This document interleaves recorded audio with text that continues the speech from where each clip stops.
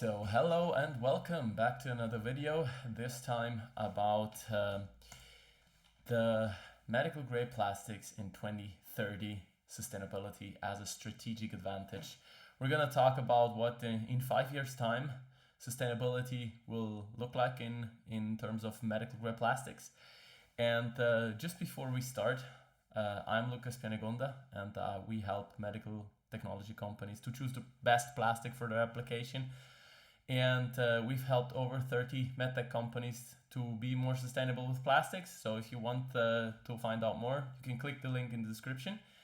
And yeah, let's get into it. So, sustainability as a trend in medical technology. Everybody looks at me when I'm talking to someone outside of MedTech. Yeah, but sustainability, that's really a topic in medical technology. We wouldn't have thought that. And yeah, I'm going to prove to you that there is a trend of sustainability in medical technology. Then we're going to talk about I would say, the holy trinity of sustainability. And after that, we're going to look at the future of holistic plastic selection.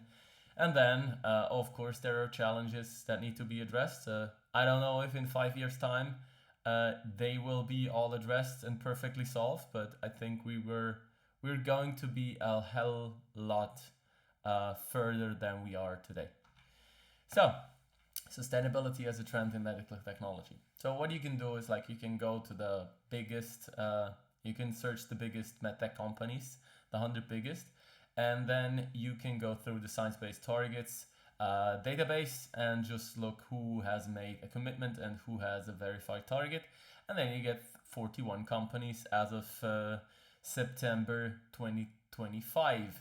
So, and these 41 companies, they are at around 320 billion turnover in 2024, which means that it's roughly 55% of the medical market has already a science-based target initiative commitment or a verified target, which means a lot of medical technology companies are voluntarily committing to reducing the CO2 footprint of their companies. And then we go further and we see that a lot of sustainable devices are hitting the market. We have some made from recycled plastics, some made from drop-in mass balanced solutions, and we have even some with bio-based physical content. And then on the other side, we see that there are a lot of recycling initiatives, such as Remed, such as Recipen, and Johnson & Johnson, Boston Scientific, and Ambo. Those are only the ones that I know of, have implemented take-back programs for their devices so that they can recycle them themselves. And then there's also an initiative that is Vinyl Plus that is committed to recycling PVC from non-contaminated medical uses. So lots of initiatives going on in terms of recycling, lots of initiatives going on in terms of drop-in solutions and bringing new sustainable devices to market. But as you know, bringing a medical device to market takes a few years' time, and those guys will have started 3, 4, 5 years before they brought the device to the market. So it is expected that in the next 5 years, we're going to see a plethora of new medical devices hitting the market. So I hope I've convinced you that there's a sustainability trend in medical technology, but I try to now address what the word sustainability actually is supposed to mean, because it means something currently in the current language use, it means something completely different. So sustainability is often used as a synonym for ecology. So it's just ecological and sustainable, that's used interchangeable. But it is not. It's sustainability means ecology. Ecology is a part of sustainability, of course. And the one that we're mostly lacking of, to be honest. And then we have economy, that's the second part. And then we have the social aspects. And now that is just very, let's say, abstract and broad, but just to put it in plain terms, in terms of medical technology, it's good for the planet, it's good for our pockets, and it's good for the patient. And if all of these are present in the device, we will have a holistically thought through medical device that meets all pillars. And I think that this is the best long-term strategy that you ever can have for your medical device.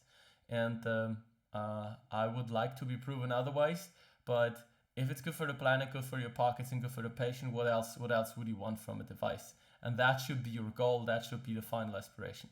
Now that is difficult, of course, and I think holistic plastic selection can do its part to get us there. So, what is the future of holistic plastic selection? So, status quo is currently MedTech devices, and I would say it's not all of them, but like 2/3 of the MedTech companies are on the stage. We have always used these materials. We have always done it like this. It's like very changeable. We will never change the material unless we have a very good compliance reason to do so. So if it's not mandated by regulation, even like saving a lot of money wouldn't convince them to change the material. Then why should we change materials? Why should we holistically evaluate materials and put them on the testing stand and see if we can find better materials? It is because materials and plastics impact footprint, the environmental footprint, and the CO2 and the cost significantly. So it depends a little on your device, what kind of device you have, how energy intensive it is. But usually the materials that the device is made from makes a lot of cost and environmental impact. 80% of the cost and environmental impact is determined in development. So it's really imperative that we look at the plastic in a holistic way and that we evaluate it very thoroughly. Then we need to rethink devices and let's say redesign them to gain the best advantage. So it's always like the plastic and the device design that feed into each other to really give you an environmental and a cost benefit. Because like many people think that sustainability is only gonna add cost, but I think that sustainability is gonna save cost. And that is like what real sustainability should mean. It's like it should not mean just to add cost to save environmental footprint. Then the holistic selection is key to this advantage, to unlocking this advantage. If we cannot holistically evaluate, we will not find the right material. We'll have to make changes in later stages. We're gonna add cost, we're gonna drag time to market, and that will just not do the trick. So how should you then evaluate your material? The key is to define your requirements clearly.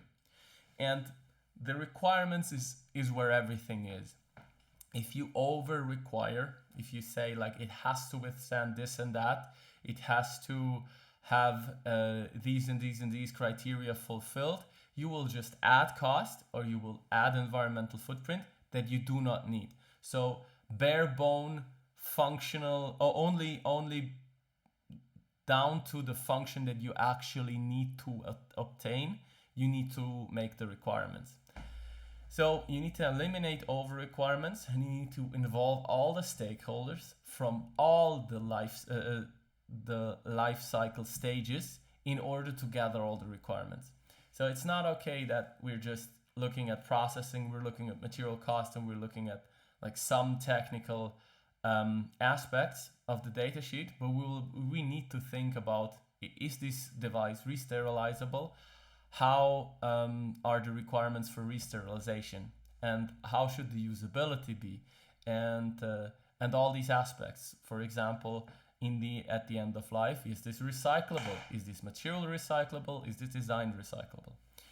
And then in the end, you need to so first of all, you have the requirements, then you will find some alternatives that may or may not fulfill all the requirements. Then you need to gather data, you need to compare, and then you need to make a holistic value analysis, which gives you the best value to cost or environmental footprint ratio. And you need to balance all the requirements: cost, environmental footprint, technical suitability, processability, and other stakeholder requirements. You need to balance these out and see which is the best bang for your buck material, basically. And this is, it might seem straightforward, and it might seem a little obvious, but like, you have to remember the status quo is we have always taken this material. So you will find very obvious choices that can improve your cost and environmental footprint significantly. So, but what challenges do we have? We have a bunch of challenges. Number one is, I think the biggest challenges are organizational, or as I would call it, like mindset issues. So MedTech is very change resistant, and I've laid this out with the we've always done it like this approach. Then there's also like other mindsets that you have to overcome. So sustainability is just about marketing. It's like it's a feel-good product for customers who have an environmental conscience. Then the second one is sustainability is about compliance. It's about complying with all the regulations that are coming out. Then it's sustainability is always adding cost. That is just, those are all prejudgments and heuristics that you have to get rid of in your organization in order to really think holistically. And I know it's a huge challenge, especially in MedTech, because change is pain. You have to admit, changing a device, like going through biocomp, going through clinical, going through approvals and regulatory, that is pain, and that costs you a lot, and that uses a lot of time. We will come to that in a second on the technical issues. Then, well, there's another challenge. It's like, if you cannot roll out your sustainability strategy throughout your whole organization, you will never achieve what you set out to do. So if, for example, if procurement only has cost goals, you're done for. Because if they have a choice between a medical device or a medical consumable or a material that is saving a lot of CO2 but costs like 1% more, they have a cost goal. So why should they spend 1% more? It's like, I'm not talking about 20, 30, 50% more cost increase. Like, there are boundaries to what we can spend for ecological footprint, but there should be a kind of a budget that a procurement guy or girl can spend on CO2 savings, on environmental footprint savings, and it has to be like put into a process and put into like clear goals and clear guidelines. What can I and can I not do with our procurement? That's just an example, but it needs to like percolate the whole organization. And then if we want to do recycling, I made another video on that. It's a multi-stakeholder mess, basically. It's like a lot of stakeholders that have to come onto a table and that have to agree on how the system is going to look like. So it's not that easy to solve that. So very, very organizational, or let's say social driven problem here. Then technical. So if we want to use recycling plastics, the quality is a technical issue that has to be solved. Not all medical devices can be made from recycled plastics just because of the quality issues and the traceability and everything. Then redesigns take time, and time to market is currently increasing because of all the requirements, the regulations, and the complexity. So we need really lean and clean development processes that are fast in time to market. And then, of course, we have the whole biological testing clinical issue that adds cost and complexity and time to market. And here we maybe can also do something about these challenges. How do we test intelligent? How do we use existing data? How do we get to approvals faster? And I mean, I'm not completely out of favor of making the regulations leaner in order to facilitate the more innovative environment in especially in Europe. Then Economical challenges. Yeah, drop-in solutions, currently drop-in solutions for more sustainable, more ecological plastics, they have higher costs. They have a premium associated with it, and depending on your device, you may or may not have the ability to pay the premium, which means it's not always possible to use the drop-in solution and call it a day. So we very often will need to redesign the device in order to unlock like also cost savings on top of that, so that we have the budget to use the more sustainable plastics. And then like more regulations will drive more costs. That is simply a fact. And I also think that regulations are like a two-edged sword.